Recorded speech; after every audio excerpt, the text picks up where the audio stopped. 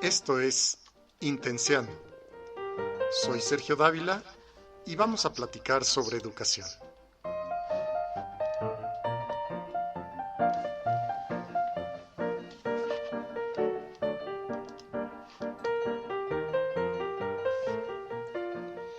A veces uno se hace ilusiones de cosas que hará cuando tenga tiempo libre.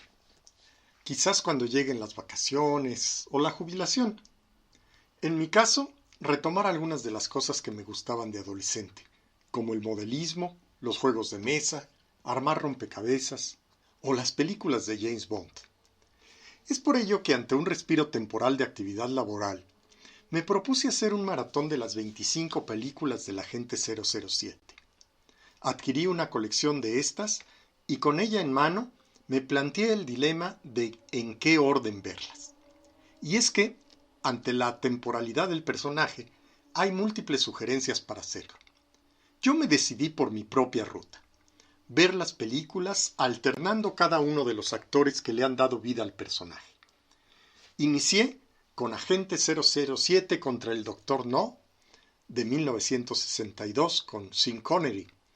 Continué con Al servicio secreto de su majestad, de 1969, la única película que protagonizó George Lazenby. Siguiendo con Vive y deja morir, con la que tomó la batuta Roger Moore en 1973, Alta tensión de 1987 con Timothy Dalton, GoldenEye de 1995 con Pierce Brosnan y Casino Royale, con la que en 2006 debutó Daniel Craig, el más reciente y saliente protagonista del mítico agente secreto inglés con licencia para matar. La próxima semana volveré el periplo retomando a Sean Connery. ¿Quién ha sido el mejor protagonista de la saga? Es una pregunta que ya no me planteo. Mi padre opinaba que Sean Connery y yo estaba convencido que fue Roger Moore, pero mi hijo quedó fascinado con la más reciente película interpretada por Craig, por lo que me parece que la comparación es injusta y estéril. Injusta porque cada película fue filmada con los recursos tecnológicos, actorales y guionísticos de la época, y son estériles porque para realizar la comparación se necesita establecer parámetros objetivos y ser experto para poderlos valorar sin sesgos de subjetividad. Y aunque digamos que el mejor fue este o aquel, las preferencias siempre estarán condicionadas por nuestros recuerdos emocionales. Tan injusto y estéril como preguntarse si el mejor jugador de fútbol de la historia es Pelé, Maradona, Messi o Cristiano. Pueden llover argumentos y estadísticas que pretenden ser objetivas.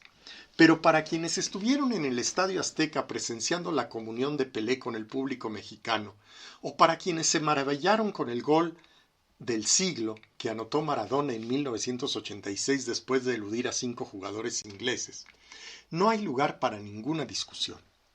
Injusto y estéril, pues ni las reglas del fútbol son las mismas, ni la preparación o exigencia que tienen los jugadores hoy en día. Y lo mismo pasa si queremos comparar gustos musicales, autores literarios e incluso héroes nacionales. Inevitablemente somos presos de los recuerdos asociados a nuestra propia historia. ¿De verdad el mejor presidente de México ha sido Benito Juárez? ¿De verdad la mejor época de la música fue la década de los 80? Ya que en esta columna me he referido que todos somos presas en mayor o menor medida de diversas distorsiones cognitivas, que son maneras subjetivas en las que procesamos la información con un sesgo negativo o con tendencias de interpretación del mundo de forma desadaptada o errónea. Y es que desde la infancia vamos construyendo esquemas con los que nos explicamos el mundo, pero que están sumamente influenciados por las experiencias que hemos vivido y las emociones que éstas nos han provocado. Con estas distorsiones crecemos y se nos hacen presentes a cada momento sin que la mayor parte de nosotros seamos capaces de identificarlas o cuestionarlas.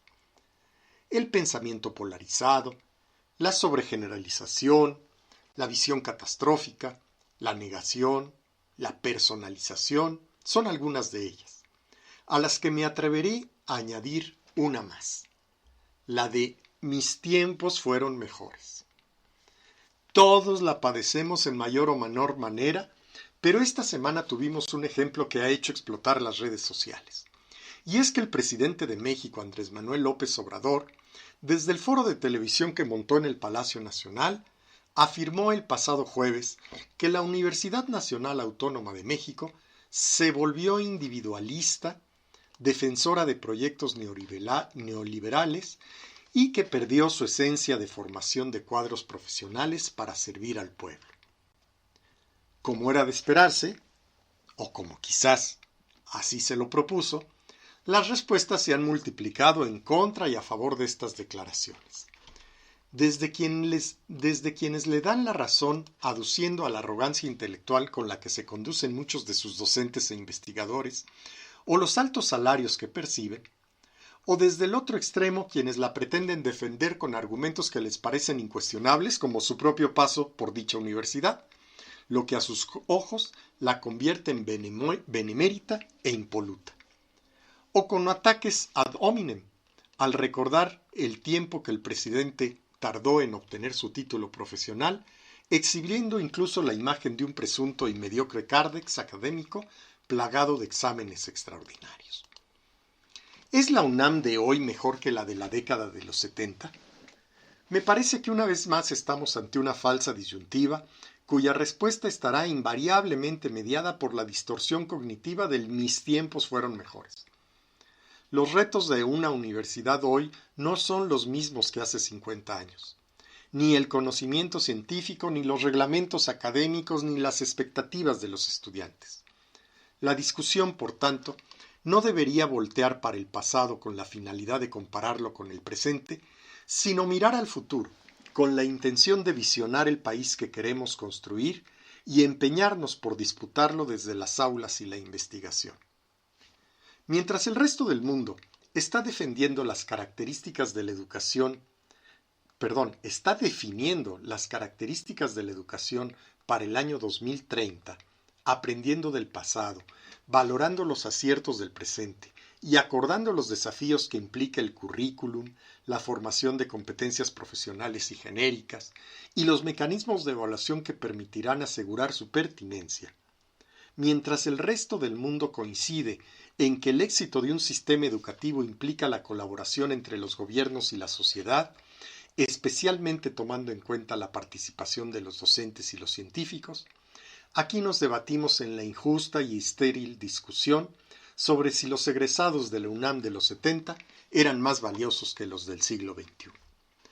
Afortunadamente, al margen de esta tormenta mediática, algunas instituciones educativas sí están pensando en el futuro, como es el caso de la Universidad Autónoma de San Luis Potosí, que en 2023 conmemorará un centenario de ser la primera universidad autónoma de nuestro país y que ha iniciado ya con un trabajo prospectivo en el que participan los universitarios para responder de manera responsable y pertinente a los cambios sociales y científicos con los que iniciará su segundo siglo de existencia.